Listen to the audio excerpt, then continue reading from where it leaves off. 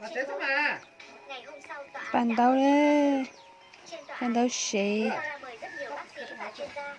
Từ góc độ y học mà nói, mọi người đều khuyên Anna nên hiến thận cho chị gái hết.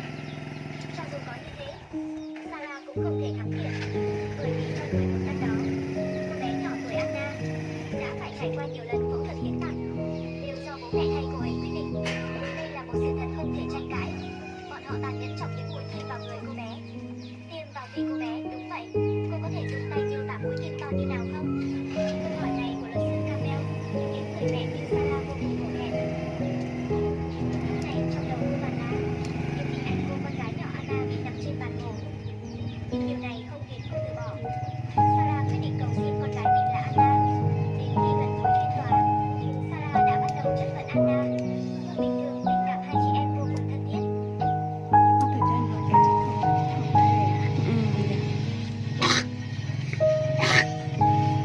Cô gái Anna bé nhỏ, thậm chí thường hay giúp chị mình tắm rửa. Sarah không hiểu sao tình cảm thân thiết như vậy, tại sao nỡ không hiến thận cho chị gái của mình. Chất vấn như vậy khiến Anna vô cùng tủi thân. Nhưng trong lúc cô bé đang hoang mang, người anh trai cuối cùng chịu không nổi đã nói ra sự thật. Hóa ra kế hoạch kiện bố mẹ đã sửa cho tỏ không phải do Anna nghĩ ra mà thật ra là chị Kết. Mười mấy năm qua, Kết đã chịu đủ dày vò đau đớn của bệnh tật. Mỗi lần phát bệnh đều cần cô em hiến tặng cho mình. Điều này khiến cho Kết vô cùng xấu hổ. Cho dù là được ghép thận từ Anna thì cũng không thể nào hoàn toàn hạnh phúc.